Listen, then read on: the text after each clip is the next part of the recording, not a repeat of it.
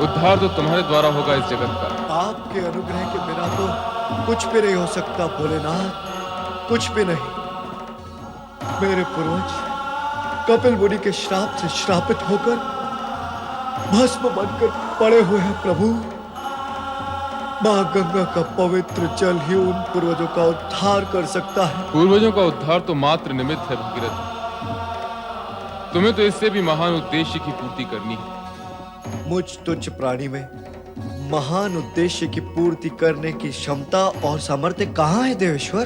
ब्रह्मा और महेश को बुलाकर अपने सामने खड़ा करने की सामर्थ्य रखने वाला प्राणी तुच्छ नहीं हो सकता भगीरथ। अपना प्रयोजन कहो। अंतर्यामी और सर्वज्ञ के सम्मुख प्रयोजन प्रकट करने का अपराध मुझसे क्यों करवाते हैं भोलेनाथ? मेरी तो इच्छा मात्र यही है भगवान कि मेरे पूर्वजों का उद्धार करने के पश्चात मां गंगा धरती को उर्वरा और शस्य श्यामला बना दे, साथ ही साथ पापियों का भी उद्धार करे प्रभु। ऐसा ही होगा भगीरथ। इसके लिए आपको गंगाधर का रूप धारण करना होगा भगवान। मां गंगा को पृथ्वी पर स्थिर करने के लिए आप उन्हें अपनी जटाओं में धारण करेंगे, तभी मेरे पूर्वजों के उद्धार के कार्य को गति प्राप्त होगी प्रभु। प्रतीत ऐसा होता है कि पूर्वजों के उद्धार से अधिक तुम मानव जाति के कल्याण के लिए चिंतित हो। ऋषि मुनियों की वाणी से यही सत्य ग्रहण कर सका हूं भगवान कि अपने कल्याण की कामना हो तो जगत के कल्याण की कामना करो। शाश्वत सत्य भी यही है। तो हे कल्याण करता भोलेनाथ, मेरा और जगत का कल्याण करो प्रभु, कल्याण करो। संपूर्ण जगत के प्रति शुभ और सद्भावना रखने वाले का कल्याण अवश्य होता है भगीरथ। हम गंगा के वेग को स्थिर करके उसके पावन जल से तुम्हारे पूर्वजों का उद्धार कराएंगे। पतितों का पाप हरने के कारण गंगा पतित पावन कहलाएगी। उनकी कृपा होगी तो अवश्य ऐसा ही होगा प्रभु। मुझे आपकी कृपा और आशीर्वाद तो प्राप्त हो ही गया है। अब मां गंगा से निवेदन कर उन्हें भी मना लूंगा प्रभु, उन्हें भी मना लूंगा। इस हेतु ब्रह्मा जी प्रयत्न कर रहे हैं। श्री हरि विष्णु से चर्चा के पश्चात उन्होंने गंगा को इस कल्याणकारी कार्य हेतु बुलाया है। तुम निश्चिंत रहो भगीरथ। प्रभु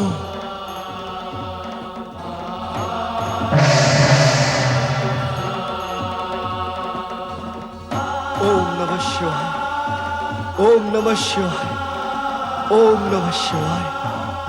ओम नमो भगवते वासुदेवाय। आज्ञा करें श्री हरि, आपने बुलाया और मैं उपस्थित हूँ। मैंने तुम्हें एक विशेष प्रयोजन से बुलाया है। प्रयोजन विशेष हो अथवा साधारण, आपने स्मरण किया तो मुझे उपस्थित होना ही है। आपकी आज्ञा का पालन करना ही है। आज्ञाकारिता की ये पवित्र भावना आज्ञा सुनने के पश्चात भी बनी रहे तो सभी का कल्याण होगा। मेरे प्रति क्या आपको शंका है जगदीश्वर? क्या मैं आपकी आज्ञा की अवज्ञा कर सकती? तुम्हें पृथ्वी पर जाना होगा गंगा। बस यही है आपकी आज्ञा। इसी हेतु से आप विचार कर रहे थे। पृथ्वी पर तो सभी देवगण आते जाते रहते हैं, स्वयं आप भी तो मानव रूप धारण करने के लिए लालायित रहते हैं। हाँ, रहता हूँ, परंतु इस समय तुम्हें वहाँ एक विशेष प्रयोजन से भेजा जा रहा है। ये तो और भी प्रसन्नता का विषय है कि आप मुझे पृथ्वी पर किसी विशेष प्रयोजन से भेज रहे हैं। मैं आपकी आज्ञा का पालन करूंगी, पृथ्वी पर जाऊंगी, उद्देश्य पूर्ण होते ही लौट आऊंगी। नहीं नहीं गंगा, वहां जाकर पुनः यहाँ लौटने की संभावना और प्रावधान तुम्हारे लिए नहीं है।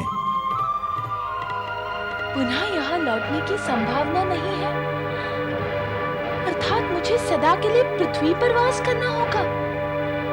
आप मुझे अपने चरणों से सदा सदा के लिए वंचित करना चाहते हैं। मैं आपके श्री चरणों से वंचित हो जाऊं?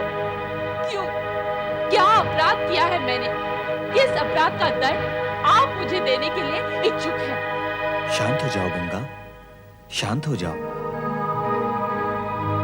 शांति का बीज मेरे अंदर डालकर आप मुझे कैसे शांत कर पाएंगे? पृथ्वी पर सदा सदा वास करने की आपकी आज्ञा मेरे लिए शांति का नहीं, अशांति का कारण है जगदीश्वर। हमें विश्वास है गंगा कि स्थिति का पूर्ण ज्ञान हो जाने के पश्चात तुम अवश्य शांत हो जाओगी। अपने निराधार विश्वास को भ्रम का आधार देने की चेष्टा न करें जगदीश्वर। सदा सदा धरती पर वास करने की कल्पना मात्र से मेरा रोम रोम कांप रहा है। रोम तो अपराधियों का कांपता है गंगा।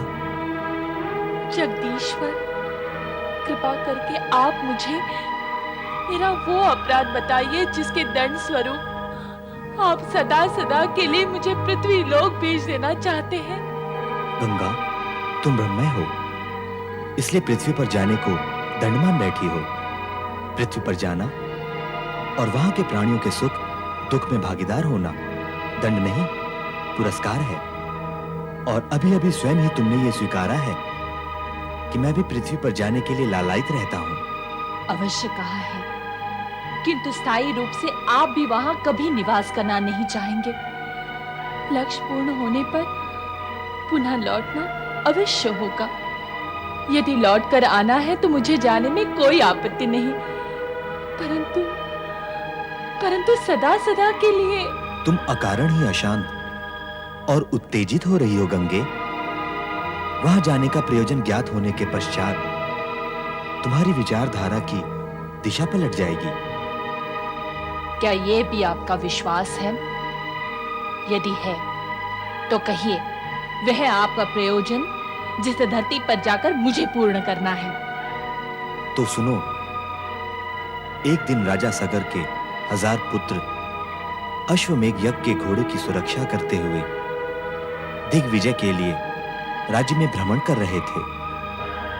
तब राजा इंद्र ने उनका घोड़ा चुराकर कपिल मुनि के आश्रम में बांध दिया।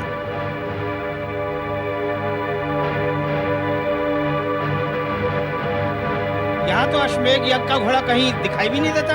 अरे ये तो किसी ऋषि मुनि का आश्रम लगता है। हमारा अश्व आश्रम में क्यों आएगा? हमें पता है कि आश्रम है। अश्व का कैसे ज्ञान होगा कि आश्रम है? वो तो कहीं भी जा सकता है। चलो आओ और कहीं ढूंढते हैं। चलो चलो चलो। हाँ चलो। वो देखो, सामने मुनि बैठे हुए हैं, तप और ध्यान में डूबे हुए। चलो चलकर उनसे पूछते हैं अश्व के विषय में। मुनिवर, आपने हमारे अश्वमेघ यज्ञ का घोड़ा देखा है? मुनि श्रेष्ठ, हम सगर पुत्र हैं।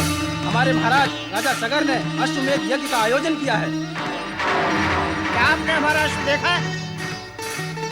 ऋषि मुनि ऐसे अहंकारी होते हैं क्या? ये कैसे मुनि हैं जो हमारी बात सुनते ही नहीं? ये हमारा घोर अपमान है। यदि ये मुनि हैं, तो हम भी राजा सगर के पुत्र हैं। हमारी भी कोई प्रतिष्ठा है।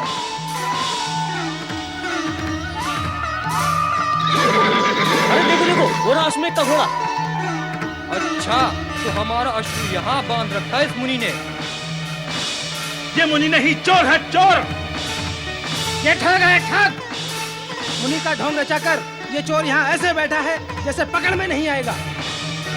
ये चोर है, ठग है, ढोंगी है। इस दुष्ट को दंड मिलना ही चाहिए।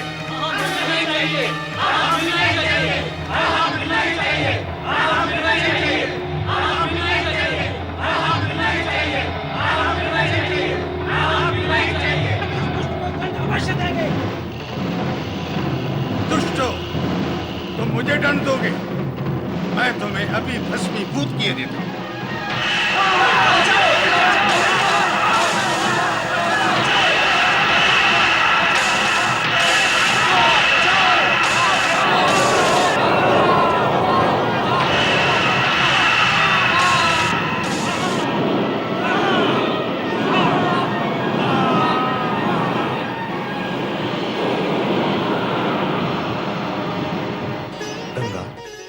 ये एक अत्यंत दुखदायी प्रश्न है कि राजा सगर ने अपने पुत्रों के उद्धार के लिए तपस्या करने का निश्चय किया और अपने पौत्र अंशुमान को यह आदेश दिया कि जब तक मां गंगा पृथ्वी पर प्रकट होकर हमारे पौत्रों का उद्धार न करें, तब तक ये तपस्या का कार्यक्रम चलता रहे।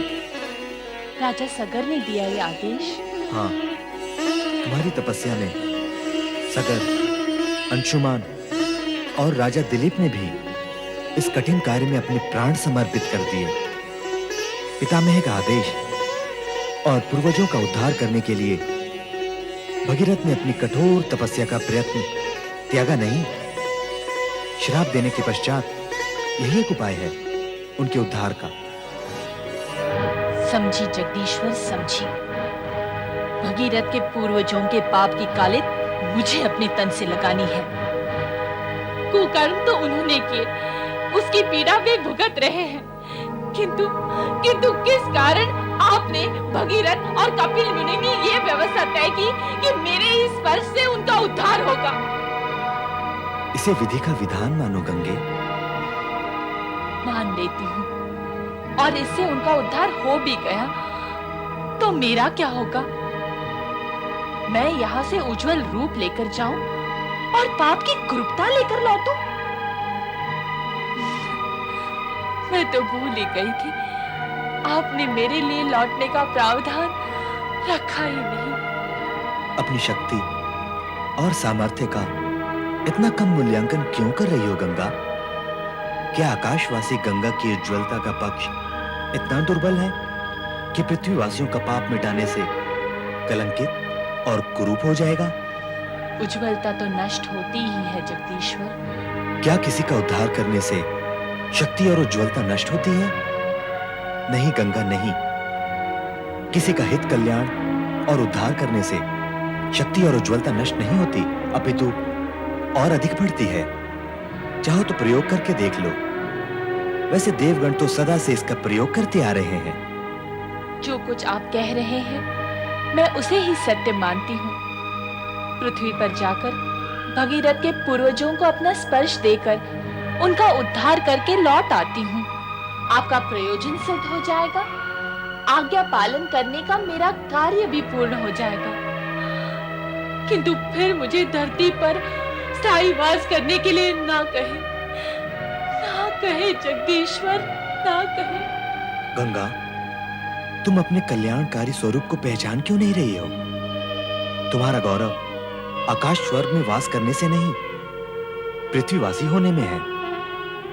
क्या पृथ्वी पर वास करने से पृथ्वी का कल्याण होगा? संपूर्ण देवगण और स्वयं मैं इस सत्य को स्वीकार करते हैं कि धरती पर बढ़ती तामसिकता और आसुरी भाव यदि इसी गति से बढ़ते रहे तो धरती पर जीवन दूभर हो जाएगा।